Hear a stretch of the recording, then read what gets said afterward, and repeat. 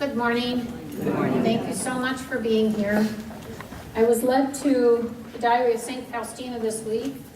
Entry, notebook 5, entry 1448. And I believe this is a call on all of our hearts.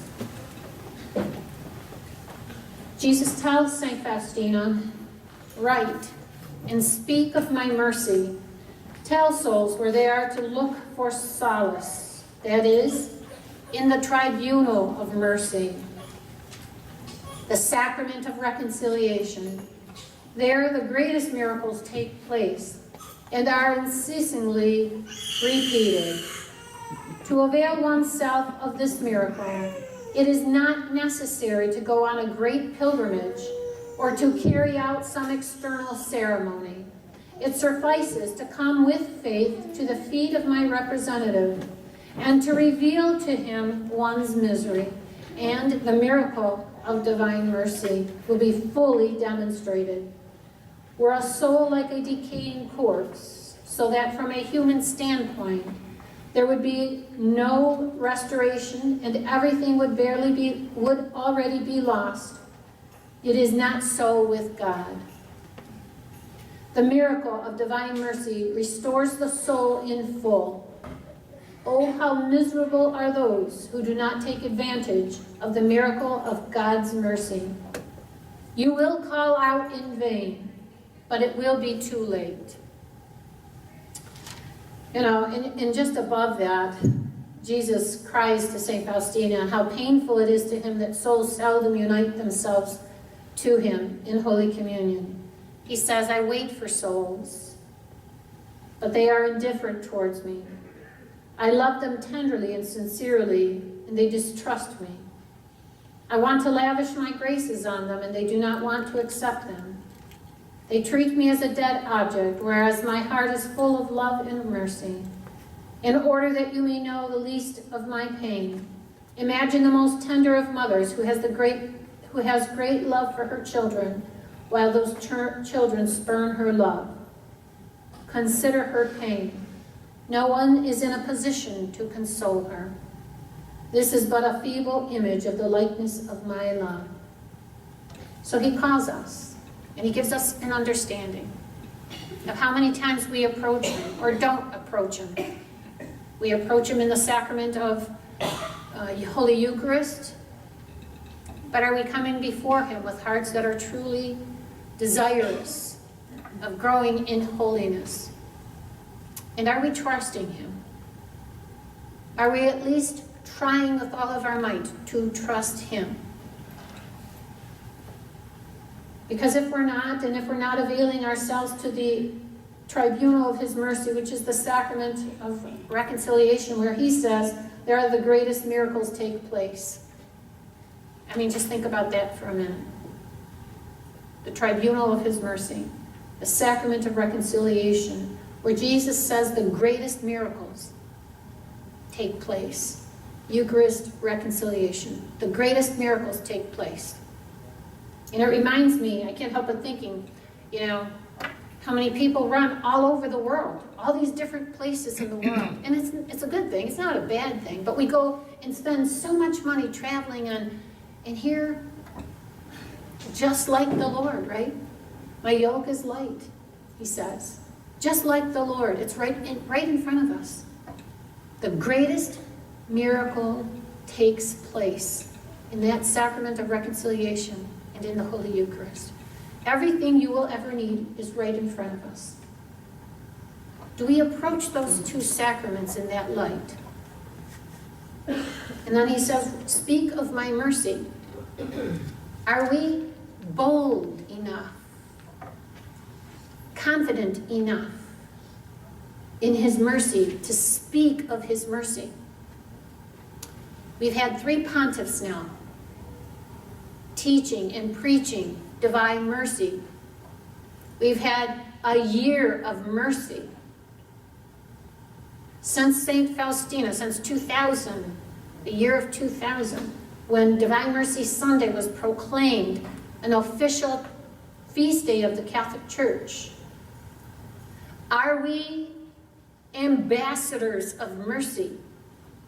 Every baptized Christian has that responsibility to spread that love of God's mercy, the understanding of his mercy. Teaching. And that can simply be by giving somebody a pamphlet on Divine Mercy Sunday, on how to pray the chaplet, and how every single day in that powerful hour at 3 o'clock, where Jesus promises anything that we ask, so long as it be in his will, it will be granted. Understanding that God's time is different from our time.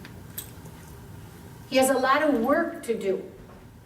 We only know on our level as a parent how much work our kids are, right?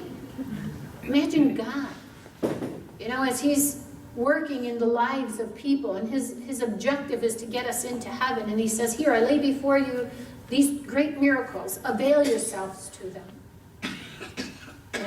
And how many times we bypass that confession? And I'm sure I'm talking to the choir here, but I'm just sometimes we put things off. It's not like you're going to commit murder or you're going to rob a bank or hurt somebody or anything like that. I'm not, I know that. But what about, our indifference to the sacraments? What about when we say, oh, well, I'm just so busy, I have this to do, and they're, for the most part, honorable things.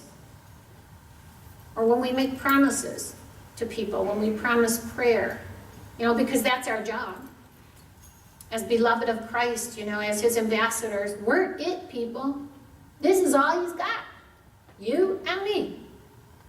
We're it. And so we are the link between God and mankind, aching mankind. If you're in the grocery store, if you're, shopping at Macy's, if you're, getting the oil changed at 10-minute lube, whatever they call it, wherever we're at, we're called. These are the stomping grounds of Christians who are imbued by divine mercy. Everything is about divine mercy. Everything is about the mercy of God. And in our lifetime on this earth, in this millennium, that is the call. Everything else pales in comparison to God's mercy. Because what he's wanting us to understand is that we are called to trust in him. No matter what storm we may find ourselves in. It's not about that storm. He's working in that storm. It's not about the storm. It's about eternity. It's about the time that we will be for eternity.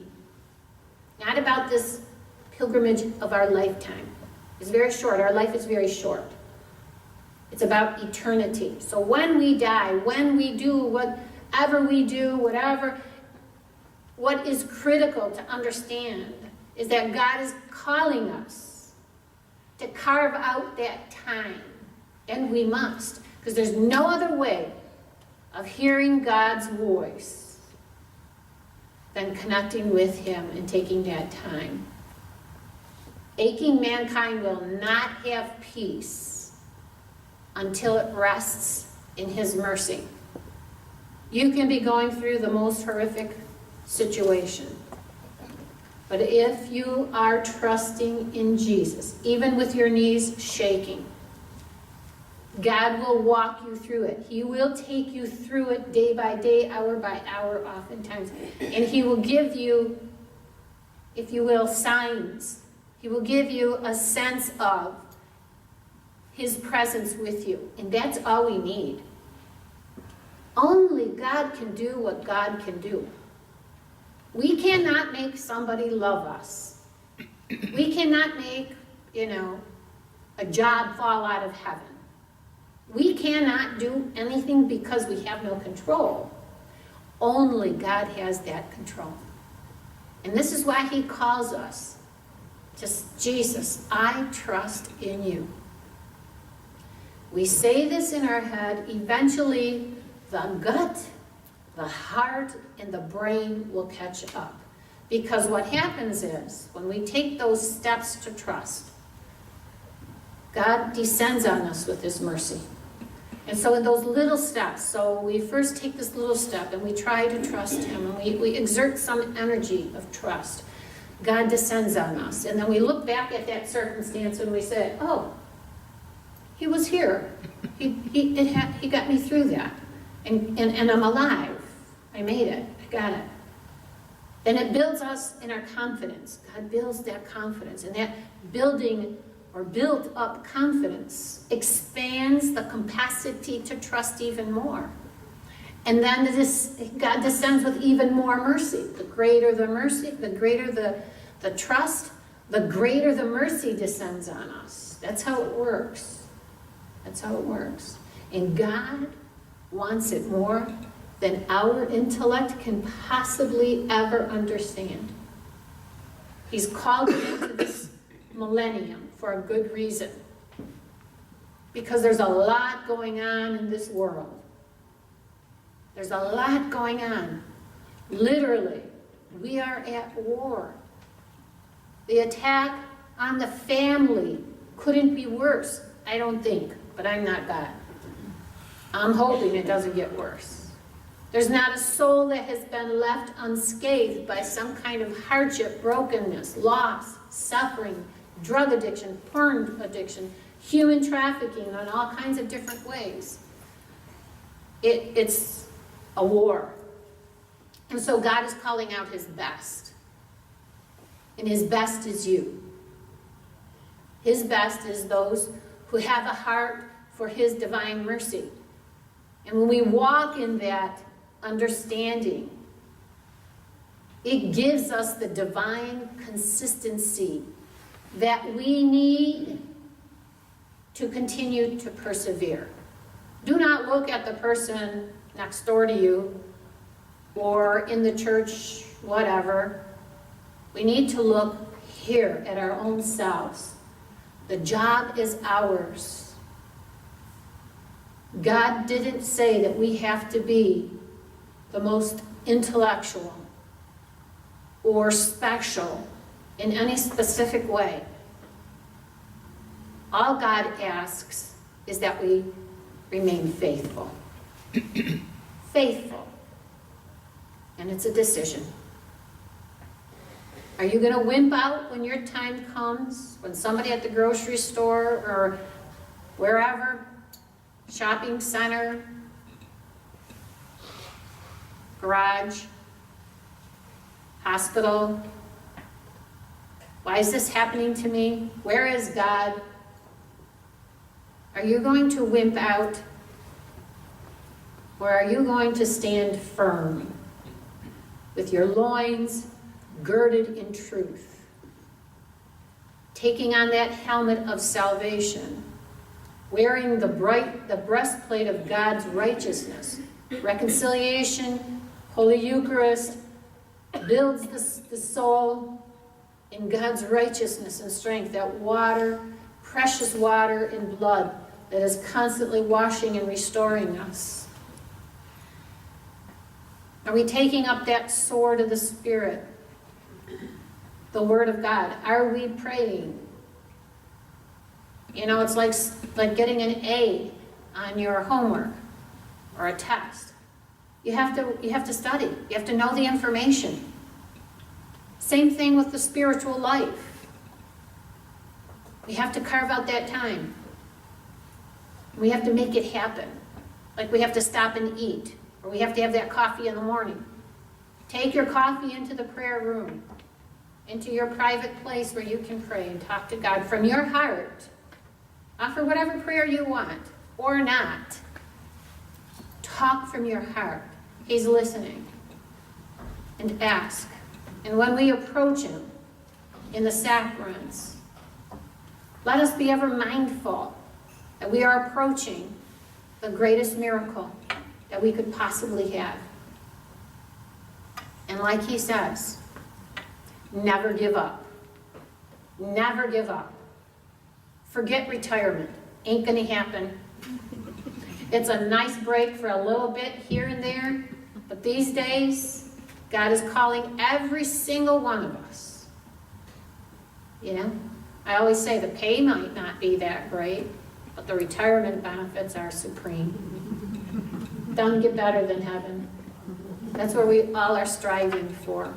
There's hard work, just like Father said last week. Keep working, Catherine, keep working. Just keep working, don't stop, you know. Keep working, and that's what it is. We're at war. You don't sleep in war. When you're at war, you fight like a valiant soldier, St. Faustina teaches us. Fight. Fight like a valiant soldier. You got it all you need. You got everything you need. God gives it to us. As we approach these great miracles, God gives it to us. We're only called to be faithful and to speak and to write if that's God's plan, but to speak at least of His mercy to every soul we encounter. Everybody we know, anybody associated with us, and our families, friends, whatever, they should know our connection to the mercy of God. They should know it. It was amazing. Finally, this past week, I went to pick up that beautiful image of Saint Faustina that Susan brought back from Poland, right? And so this beautiful frame, it wasn't even supposed to be here. We would be very fortunate if on the feast day, October 5th, Saint Faustina's image was going to be ready, right? So praise God, there was a Catholic woman behind the counter, and she was all over the image of Saint Faustina. She didn't know anything about Divine Mercy. She just thought this, it just took her breath away. She just thought this was such a beautiful image of the saint. And so it was with a passion that she began to work with this, and it's spectacular. It's so beautiful. When I got a call the other Friday to come and pick it up, it was done. She had called California and Chicago. The two different parts of the frame came from two different states. And so they were working very hard to coordinate this to get it on. And she told me, when she received the image of Divine Mercy, they raised it up. There was another woman there with her. They raised this image up, and they found a crack all the way down one side of the frame on Friday. So she had to call me back on Saturday and say, it was damaged, and we'll have to have it replaced. She said she called back to Chicago and California, and whoever she was talking to on those two lines were both Catholics with a heart for this Divine Mercy image. And she said they promised that they had people praying in California and in Chicago for this image, that they could get it back. So in California, which was where the holdup was, whoever the higher up there was, well, besides God, insisted that this frame be made in this one day and shipped out Saturday night. And they made it. And she said if there was anything that was ever impossible, it just like never happens, is to have that image in by shipped out by Saturday. Made Saturday morning, shipped out Saturday night. And I picked it up Tuesday morning. And it is beautiful. It's beautiful. So, but what got me too, beside all of that, was that she said, we have never, ever, ever, ever had this much difficulty with any picture or, anything like we have had with Divine Mercy. Just all the work that went into it, and then it comes back broken. And she said they wrapped this like so well. At how this happened, she said, every which way we turned. It was out of stock here, it was out of stock there. It ended up coming from California and Chicago, and them working together to coordinate. I mean, you're talking measurements and all of that. So anyway, I'm done with my talk. God bless you, God bless your families and all of us. Would you like to see the image? Yes. It's hidden back in the sacristy. So those people who signed up, Carla, would you mind getting that for me? Their names will be put on the back. I just got it, and I wanted it blessed, so it was blessed today.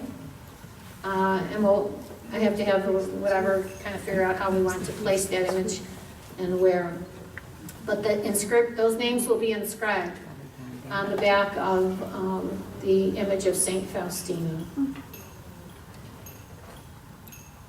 Oh, and that was another thing, so the frame cost, initially it was like 1,100 and something, and I had a coupon for it, a 60 and a 20 or I don't know. She just worked miracles with everywhere, you know, she can get these coupons from. But anyhow, it ended up being right around $400 or $500. I think it was, whatever it was, 400, 500.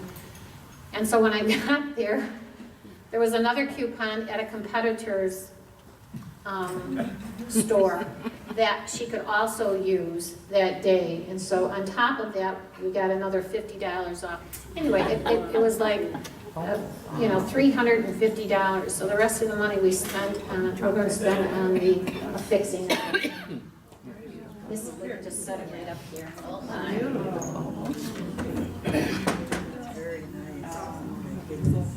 Oh, is he? Well, no, that's gonna be for Saturday. I'm gonna put it back. Friday. Her feast day is Friday. So, I'm gonna have it out, but I wanna fix it on that wall. The frames don't all coincide or something, so I'm gonna let the artist work that all out. Thank you. It will be hanging here in this chapel with great honor and devotion. She is the apostle of divine mercy, so she holds a very special place. St. Anthony up there, the big gun, he's really, you know, he's got a heavy frame and all that, so I don't know what to do with all that. We're gonna have to get the artists in here and let them, she's gonna be the focus. But anyway, God love all of them, those saints, and how they intercede in our lives. And God bless you, and thank you so much, because you made this possible. I'm so thrilled, I can't even begin to tell you. But anyway, I do ask God's blessings for all of us and for our families. And thank you for having such a generous heart. And thank you for being a part of this ministry. Now go out and fight. Fight like a valiant soldier in our times. That's the call on our life. God bless you.